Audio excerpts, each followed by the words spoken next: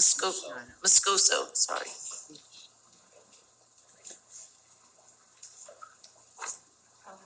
Can it actually be Mr. Trobert first, please? He's number 2, I think. Clement Trobert. Yeah, yes, that's fine. Thank you, ma'am. Okay. Maximus Atkinson for Lauderdale. I yield my time to Clement Trevor. What, can you repeat your name again? Okay. So Maximus please, Atkinson. gotcha. Okay, please put 6 minutes on the clock for Mr. Trevor. My name is Clement Travers. With me is my partner and BCPS staff member Lynn Moscoso and our daughter and BCPS alumnus Rogue Moscoso. We were public speakers in July last year and this year on the August 8th board meeting where the beacon video was shut off and our comments not memorialized. We spoke about district administration failure related to the March 2020 gang rape of my daughter. We are graciously back with our message to ensure it is properly retained on the record. On March 2020, my daughter was dropped off at our bus stop. Upon exiting our district bus, Jose Rene Padilla, a Stranahan High student who was unauthorized to ride the bus, stalked and followed our daughter home. Padilla forced himself through the front door as my daughter swung it closed and sexually assaulted her then 14-year-old child. Our home was 3 minutes away from this building. Padilla ensured our front door was left unlocked for Charles Bunker, another Stranahan student, so that he could join him in the attack after taking an Uber to her home. Both these students were 17 years of age at the time, and both junior athletes at Stranahan. They're both adults at local colleges now. Additionally, Julia Nunez, a freshman at Stranahan, coordinated the assault and upon police investigation, left the country to Brazil to avoid prosecution. We are back today because you cheated my daughter out of public speaking opportunity on August 8th, and because of the district lip service for these past 3 years. And lastly, because there is nothing left to give. We finally heard back from the district via SIU representative involved in an administrative investigation authorized by Dr. Vicky Cartwright. And today, well over a year after our first public appearance on this failure, and over 3 years after the assault was first brought to the district's attention, we would like to share those results here, again. First, we learned that SIU had little to no investigative power in the school transportation department, but instead had to rely on redacted information from the transportation department internal investigation. Bus videos are also internally managed by the transportation department. SIU also disclosed their aggravation with resistance from uncooperative transportation staff they attended to interview. At no time since the assault 3 years ago was the bus driver investigated or reprimanded, whether it was for facilitating the gang rape of my child or by allowing anyone on the bus, or for the basic failure of following district policies, such as respecting the basic speed limits or not conducting personal errands while on duty. Violations observed in this video. We also learned that none of the multiple students interacting with Padilla on the bus were ever interviewed, including one of them who handed Padilla a condom used in the assault. In 3 years, we can summarize the district's investigation in less than 3 minutes. Under Sunshine Law, we requested public records and have discovered the following. Under SBBC school bus policy, which govern unauthorized school bus stops, it is a violation of Rule 5C for a bus operator to allow an unauthorized person to ride the school bus, with the first offense resulting in written reprimand, second offense resulting in a 3-day suspension, and the third offense resulting in termination. However, I assume that in our case, such as ours, we're talking about immediate termination, and at the least, if not aggressive legal actions against union insurance policies or similar for catastrophic damage to a child. According to our child, Padilla had been on the bus many times that year along with his sister, and the bus transportation will confirm this. That is, if they've been magically paired off. We also learned that the rapist family was sent written communication that neither himself or his sister were allowed to ride on any of the bus due to their home address on record. In an email from April 16, 2021, we find your former superintendent favored women, former general counsel, doing what she does best, instructing the then task-assigned executive director of transportation to withhold information from us, but keeping district leadership in copy. She expressed concern with my wife's security role and potential litigation, but no word on a proper investigation of the rapist or the bus driver. SIU chief was also on copy in those emails, and despite that fact, acted like this was his first time hearing of the matter when he approached us in July 2022.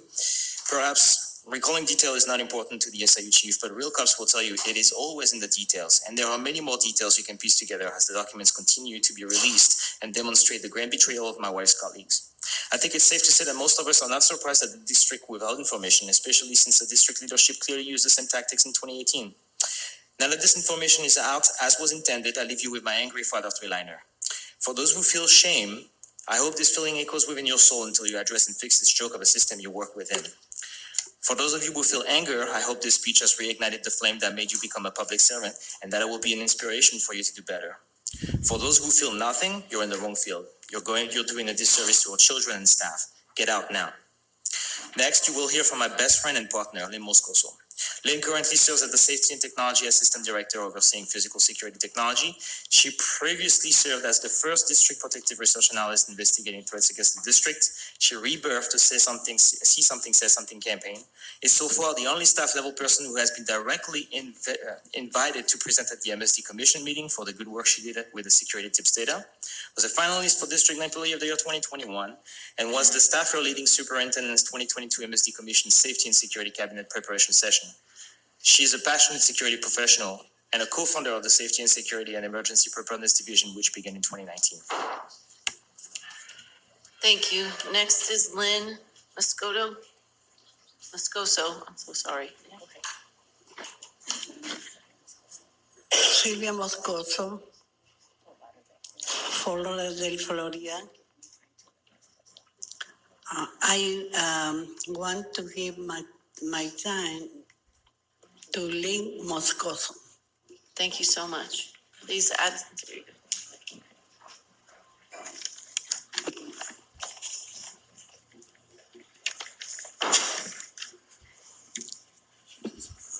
Go, mommy. The best indicator of future behavior is past behavior.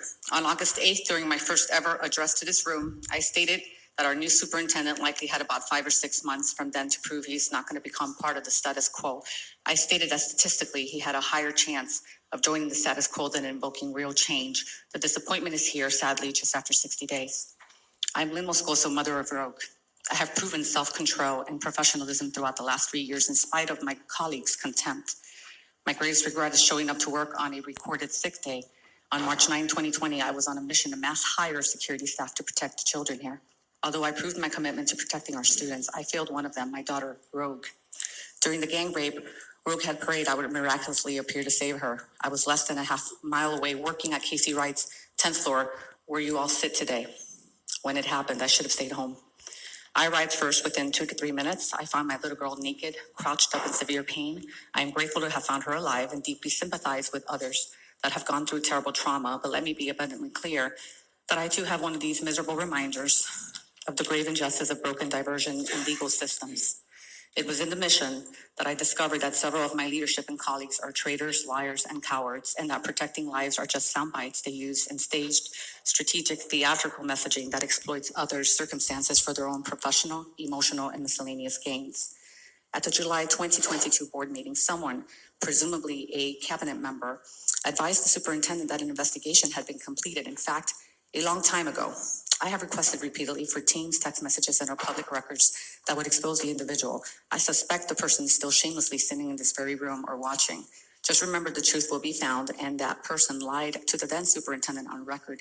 Do you realize how dangerous that is? The bus driver wasn't contacted until recently by SIU reps, thanks to Dr. Cartwright, when presumably she realized she had been lied to. No one needs to request that the district take action in response to district staff failures, especially when it involves life safety. It's an automatic. As an analyst, I was required to investigate threats immediately with no stone unturned. Why wasn't this case done with Rogue? Did my little brown girl not matter? My district's elected board member nor the previous interim superintendent did anything to help. In fact, the last interim superintendent was absolutely silent on the matter, perhaps influenced by the chief of staff at the time, who was calling out my name at recent leadership meetings. I heard the then interim superintendent should have taken action on this over instead of financially caring for her buddies, including the chief of staff on her last day of leadership. Withholding relevant information is lying. Just ask your ex-general counsel, the ex-superintendent's wingwoman who directed staff to withhold information from us, and which simply demonstrates district corruption. The ex-general counsel is a criminal. Who did she leave behind to continue the corruption? How is it that we still have people working here that clearly need to leave after the last grand jury report? Who is most anxious during your cabinet meetings when my name comes up? Who is the bully of all bullies? Who really runs the district? I bet I can name her. As reported to district leaders throughout the years, why do district departments like transportation conduct their own internal investigations? The public in the district are well aware of school violence. Are our children sitting ducks for victimization? An email shows our transportation executive director instituted new procedures acknowledging failures in my daughter's matter. I got it all over LinkedIn. Did the district confirm these improvements occurred? If they did, I demand you credit my daughter's name for those changes. If they didn't, well, I heard there is a professional standards committee meeting scheduled in September. You might want to add a name or two to that list. The chief of special investigative unit makes unilateral decisions about which administrative cases move forward and which don't. The professional standards committee members do not actually make discipline recommendations. What investigative qualifications and training do they hold besides their specific department experience? Do detectives have authority to enforce cooperation from district employees in investigations? What has been happening all these years? Have detectives reported these and other related concerns to administration before and been ignored? Have they been asked to modify their investigations to accommodate what goes into the gateway system? What is indeed hush money for the ousted diversion program executive? Where is all that data? The rapist transferred from Stranahan to Hollywood Hills High. Did the district inform stakeholders, the parents, or institute safety plans for other students? Did your trusted 17th Circuit Judicial Court friends provide you with important GATE psychosexual diversion program data? Did the district finally institute a transfer of information between us and the courts together and institute a process to transfer critical youth crime data over to the colleges? These two rapists are now Florida Memorial College's problem, but isn't it a community problem? The previous task assigned chief of safety and security insisted that we remove the promised PowerPoint presentation slide from our MSD security presentation until I insisted it was absolutely important for the MSD commissioners. Why then is this corrupt individual serving as a trusted school principal today? Another arrangement by the chief of staff and friends.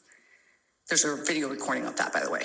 Diversion programs for violent offenders do not work and serve as a gateway for future violence. In our case, the court's psychosexual diversion program was managed by a Children's Services Council partner that narrowly escaped a child negligence charge due to a prosecutor's administrative error. The evidence supports public opinion. The district lies and closed door sessions should be monitored by an independent authority on ethics, and we need an external attorney general. I'll even set up the tip line for you. I am no longer shocked as I have witnessed abuse of power at all levels, ignoring a fire official's position on safety to pass a boundaries agenda. Shameful. That happened recently. All zip codes matter. It's obvious the district continues to ignore the safe havens and MSD Commission findings to push their own agenda. The life safety issues resulting from administrative corruption is the greatest risk in the district. As one heroic father said, you can't teach dead children. Thank you so much. Next is Rogue Moscoso.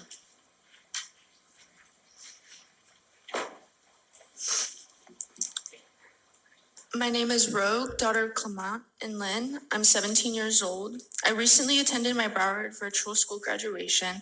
I heard great podium student stories, but the entire time I kept turning back from my seat to look at my parents. We were thinking the same thing, which was that I didn't get a chance to have those great experiences because of the rape and trauma. So instead of a happy day, we had a sad one. I got to reflect on my Broward school's experience. As my therapist and I have discussed, I need to stop keeping things locked in because I'm not the one that hurt an innocent person. I need to find my voice so I can begin to heal. Along with the painful medical exams and strong medicine I had to take to make sure I didn't catch AIDS from any of the rapists, I sat through court hearings where I learned that instead of jail time, the rapist would receive therapy. The gay diversion program claims to heal violent youth. So here's my 2023 graduation speech had I been invited to the podium. Hello, fellow students and community. I was homeschooled for all of my early years up to 8th grade. For 8th grade, I registered for in-person school. I wanted to make some in-person friends. That year at Sunrise Middle, I was lucky to have a great assistant principal that worked with my mom to stop a boy's sexual assault threats. This is all preserved in emails. This boy kept following me around school and after school and created a terrible environment for me. I was scared and did not know what steps I could take at school to help protect myself besides telling a grown-up. I'm glad I told my mom. In my second year of in-person school, I went to Stranahan High, home of the Dragons and of the 2 basketball players that raped me when I was 14. Well, you already heard about that, but you don't know that I had no idea that 4-5 Florida tip reporting tool existed. The district was required to advertise 4-5 Florida in 2019, but I never heard of it in 2020. It was only after my mom worked on the tool with the state that we both learned about it. I went with my mom to all of the superintendent meet and greets events in 2022 to share this information with the public. Had I known about 4-5 Florida, I would have sent the digital threats the rapist sent me using anonymous online apps where evidence is wiped after 24 hours. Social media companies that create these anonymous tools should be held accountable. But here's my worst Broward School's experience. It has to do with after the rape. Broward schools betrayed me. You protected your business and the rapist by keeping information secret that would have helped me when I needed more information about what happened to me. Now we know it's because you wanted to hide your mistakes. You're like those colleges that protect rapist athletes, or like those districts where kids are killed unnecessarily. Suffering is to watch your parents suffer for you.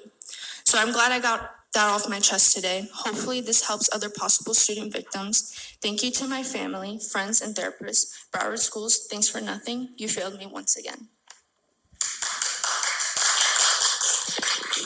Thank you so much. Madam Vice Chair, Yes, sir. was this the last speaker? Are there any other public comments? I was only just going to ask if the superintendent will maybe just have someone to speak to that family. I think it's appropriate. Dr. Licata? Absolutely. Dr. Hepburn, would you please ask the family, remember this case is being. I get it. So we have to be very careful, but this is not an easy situation, so we want to make sure that we're attentive to it as Dr. Hepburn is reaching out. Just showing compassion. Thank you. I appreciate that. I do. Madam Vice Chair, Yes. could I also just take another 10 seconds? Sure. And that is on a happy note. I actually smiled with the biggest smile that I could when I saw this young lady walk in the Casey Wright boardroom. She is my kindergarten teacher. And I still remember the first face that I saw a part of Broward County Public Schools. And I just wanted to say hello to Miss Shirley Ward. Thank you for all that you have done for me and so many students in Broward County Public Schools. As a son of Broward, as someone who grew up in Northwest Fort Lauderdale, thank you, thank you, thank you. Thank you. Thank you. The